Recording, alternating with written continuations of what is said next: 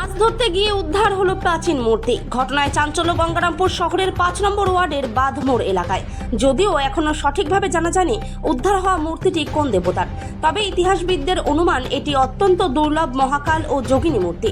ঘটনার পর গঙ্গারামপুর থানার পুলিশ মূর্তিটি উদ্ধার করে পুরো বিষয়টি খতিয়ে দেখছে। জানা গেছে, গঙ্গারামপুরের বাঁধমোড় এলাকার বাসিন্দা জয়দেব হালদার গত দুদিন আগে বাড়ির পাশে পুনর্ভবা নদীতে মাছ ধরতে যান। সেই সময় তার জালে উঠে আসে মূর্তিটি। তবে সেদিন মূর্তিটি না নিয়েই বাড়িতে ফিরে আসে সে, এবং পরে বিষয়টি পরিবার ও এলাকাবাসীদের জানালে উদ্ধার করে নিয়ে আসা হয় মূর্তিটি এবং করা হয় পূজার্চনা। এদিকে মূর্তি উদ্ধারের বিষয়টি জানাজানি হতেই ব্যাপক শোরগোল পড়ে যায় এলাকায়। পাশাপাশি মূর্তিটি দেখতে ভিড় জমায় এলাকার মানুষজন। ঘটনার পর গঙ্গারামপুর থানার পুলিশ মূর্তিটি নিজেদের হেফাজতে নিতে এলে গ্রামবাসীরা মূর্তিটি পুজোর জন্য সেই এলাকাতেই রেখে দেওয়ার কথা জানান। যদিও পরে পুলিশ মূর্তিটি উদ্ধার করে নিয়ে যায়। ঘটনা নিয়ে ইতিহাসবিদ ডক্টর সুমিত ঘোষ জানান, এটি অত্যন্ত প্রাচীন ও দুর্লভ মহাকাল ও যোগিনী মূর্তি। মূর্তি পাওয়া গেছে। এই মূর্তিটা হলো ব্রহ্মা বিষ্ণু পার্বতী আছে। আমরা কালকে রাত্রে মূর্তিটা পাইছি, নদীর থেকে পেয়েছি। একজনকে স্বপ্ন দেখাইছিল, ও আমাদের এসে বলছে আমরা ঠাকুরটা নিয়ে আইসা মূর্তিটাকে মন্দিরে বসাইছি। কোন মন্দিরে? এরা শিবগঙ্গা ঘাট, শিবগঙ্গা ঘাট, শিব মন্দির। আপনারা কি করবেন এখন মূর্তিটা? আমরা মূর্তিটা পূজা দিতে চাই, আমরা রাখতে চাই। পাড়ার লোক মিলা পূজা করবে, আমরা মন্দিরটা বানানো আমাদের সবাই হেল্প করবে। নিয়ে আসছে, লোক আসছে, কিন্তু নিয়ে যাবে এখন। হ্যাঁ, আমরা রাখতে চাই মূর্তিটা। প্রশাসনিক কিছু দাবি থাকলে আমাদের অনুরোধ করতেছি, আমাদের দিন এই মূর্তিটা দিয়ে যায়, আমরা পূজা করতে চাই।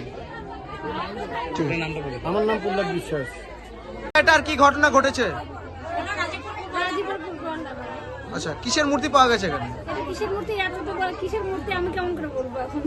ঠাকুরের মূর্তি পাওয়া গেছে। কোথা থেকে পাওয়া গেল? নদীতে আপনারা কি করবেন এখন? পূজা করবো। পুলিশ নিতে এসছে তো। আমরা দিব না, এখানে মূর্তি বসে থাকবে। এভাবে খোলামেলা জায়গায় থাকলে তো এখানে আমরা রাত্রে বিছলাম না, এখানে গ্রিল করে দেবো, চারদিকে আমরা একদম বন্ধ করে দেবো। দরকার পড়লে আমি বাড়িতে নিয়ে রাখবো, যখন আমার মন্দির আমি পুরো ফিটিং করবো তখন আমি মূর্তি নিয়ে এসে আমি মূর্তি এখান থেকে যেতে দেবো। ঠিক আছে। আপনার নাম? ময়না বিশ্বাস। ময়না বিশ্বাস। মূর্তিটা উদ্ধার হলো নদী থেকে উঠানো হয়েছে মূর্তিটাকে কখন? এটা রাত্রে। কি মনে করছে? কি মনে করছি? মানে হঠাৎ করে মূর্তি পাওয়া গেল এখানে। এর আগে কি এখানে ছিল মূর্তি? হ্যাঁ, এখানে তো ছিলই মূর্তি, এখানে তো পূজা টাজা করা হয়, এখানে সব মূর্তি, এই মূর্তিটা ছিল না।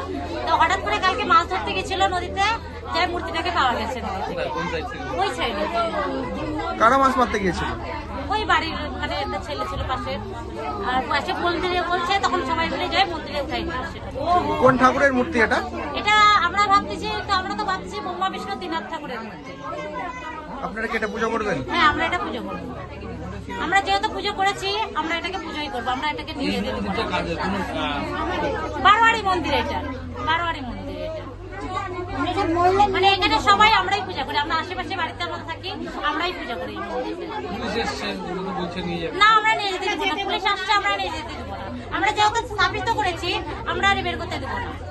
কি মনে করছেন এই মূর্তিটা কিসের, মানে পাথরটা কিসের হতে পারে? সেটা তো বলতে পারছি না, আমি তো অত পড়াশোনা জানি না, কি বলতে পারবো না। আমরা ঠাকুর পেয়েছি, আমরা ঠাকুর পূজা করবো, আমরা অন্য কিছু বলতে পারবো না যে পাথরটা কিসের না কিসের। এটা কি কোষ্ঠী পাথরের মূর্তি হতে পারে? বলতে পারছি না স্যার আমি। ঠিক আছে দিদি, আপনার নামটা? পম্পা সরকার। মূর্তিটা কিভাবে পাওয়া গেল? একটা জেলে, তার নাম জয়দেব, তাকে স্বপ্ন দেখানোর পরে সে ওখানে যায়। যাওয়ার পরে ও মূর্তিটা দেখার পরে ও একা নিয়ে আসতে পারে না, আমাদের এই শিব মন্দিরের কমিটির কাছে আসে। কমিটির ছেলেপেলে গিয়ে ওটাকে নিয়ে আসার পরে এই মন্দিরে স্নান টান করে ভিত্তি স্থাপন করা হয়। তারপরে কারোর প্রলোভনে পড়ে সেই ছেলেটা আবার জিনিসটা নিয়ে চলে যায়। তারপর প্রশাসন এখানে আসে, আমরা প্রশাসনের দ্বারস্থ হই। তখন তারপরে আমরা চিন্তা ভাবনা করার পরে ওর বাড়িতে গিয়ে হামলা করি, যে এই ব্যাপার প্রশাসনের উপরে চাপ পড়ে গেছে, এবার তোমাদের কাছে নিয়ে গেলে তোমরা ফেসে যাবা, জেল টেল হয়ে যেতে পারে, ভয় দেখানোর পরে তাই সেই জিনিসটা নিয়ে এসে আবার মন্দিরে রাখা হয়েছে।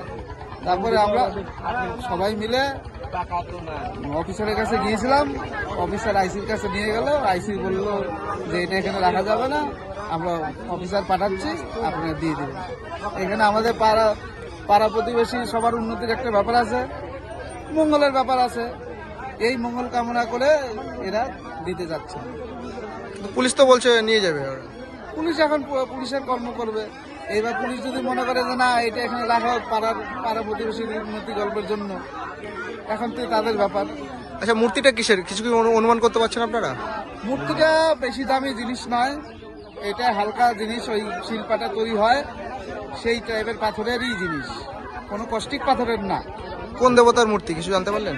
এটা ব্রহ্মা তিনটা মূর্তি আছে, তিনটা মাথা, ব্রহ্মা বিষ্ণু মহেশ্বর। আদৌ তো আমরা ঠিক মতো জানি না।